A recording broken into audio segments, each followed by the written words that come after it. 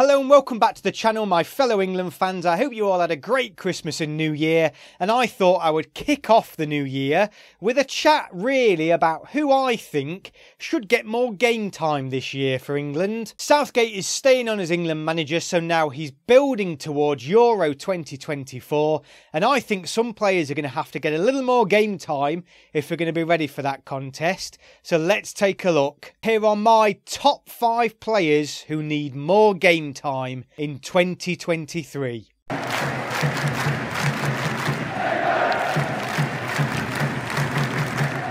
So coming in at number 5 straight away is James Madison. Yes, there was a huge call for him to be named in Gareth Southgate's World Cup squad, which he was finally included in. He has been arguably England's most informed player in 2022. He was a central midfield player who added goals and assists to his game at a time when England was struggling in that department. He was included in the squad, but unfortunately, as we know, much to the frustration of many England fans throughout the whole tournament, Madison did not play a single minute for England, which is disappointing really, considering he was England's informed central midfield player and England had a pretty poor tournament in the end, only reaching the quarter-finals. Central midfield, as we know, is an area of the pitch where England do not have the biggest amount of depth. A few injuries in that area of the pitch leave us a little bit weak, so I think it's important that Gareth Southgate starts to try out and bring in new central midfield players coming in to the European and obviously looking forward to the World Cup tournaments as well. At 26 years old, Madison is coming into the prime of his career. By the time the Euros come around, you would expect him to be at his peak. Since making his debut in 2019, James Madison has only had one England international appearance at senior level. That is surely a statistic that has and will change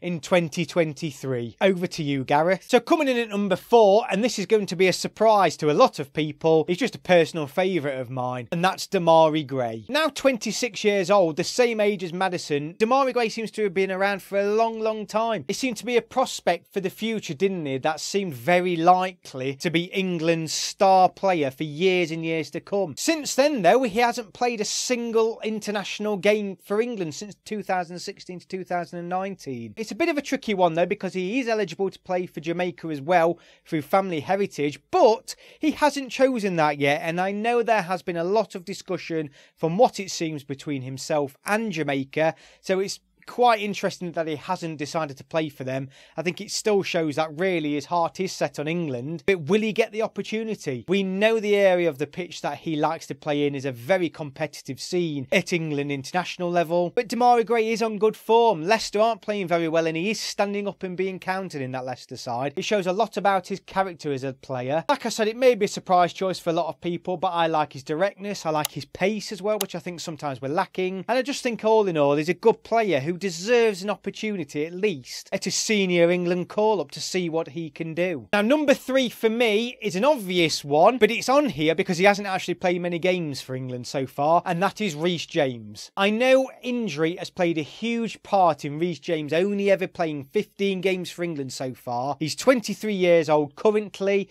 Unfortunately, he did miss the World Cup. He looks set to be England's starting right back at the World Cup, but injury set him back yet again. But at 23 years old, it's now up to him to claim that right back spot. 2023 is going to be the time when either Trent or Rhys James take that position away from Walker or Trippier, and I want him to claim it. I think he's a better right back than Trent Alexander-Arnold, particularly from a defensive point of view. And surely in 2023, he is going to get a lot more game time for England.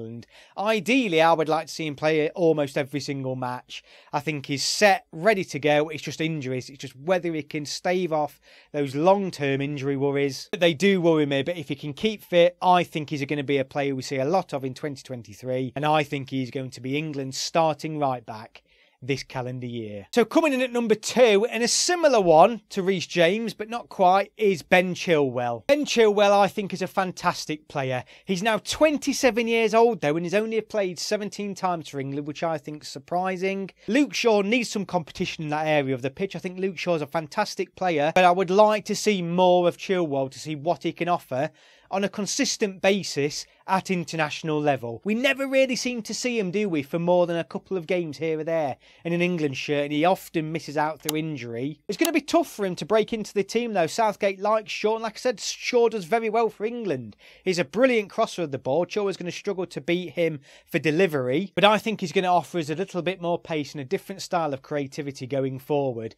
And I just think 2023 now is an opportunity to give Chilwell a few more games. So maybe a tough one, but he's a player I want to see more of in a senior England shirt. So finally, number 1, who else? Marcus Rashford. He hasn't really played consistently for England in over 2 years.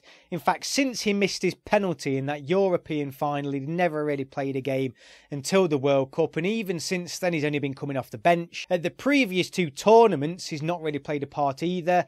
He didn't play any part at all apart from missing the penalty at the Euros, but he did come off the bench and play well at the World Cup, but he didn't really get the game time that people were expecting him to have. He is clearly now back on form. He clearly lost his way for a couple of years, but he's now back on form. He's scoring goals and is a great contest for Harry Kane up front, and another out-and-out goal scorer, it seems. At 25 years old, he's got the best years ahead of him. He's got plenty of experience already in the bank with international football. Over 50 caps already. He's primed to be in his prime at Euro 2024, and I think we've got to see him back in the starting lineup for England in 2023. With Raheem Sterling going out of form as well, I think it's a great opportunity now to bring him in. I think Saka is pretty much stuck on with starting up front with Kane. Rashford then can come in as the other side, or perhaps even as a competition for Harry Kane up front. But there's certainly got to be a space for him coming into this calendar year, and I just think it's one that Gareth Southgate will take advantage of. He can't avoid him at the minute. He's scoring and assisting in every single match, and I think it could almost be like a new signing for England, and one who can possibly push England on to the next level. So that's it. What do you think to those 5 players? Let me know in your thoughts below. Is there anyone I've forgotten about? Anyone who you think deserves more game time? There's quite a few there right on the border who come in and out of the squad who haven't played consistently, but they're my 5 coming into 2023, looking ahead to 2024. Let me know your thoughts below. Happy New Year again to everybody. Thank you very much for last year, and here's to 2023. See you all on my next video.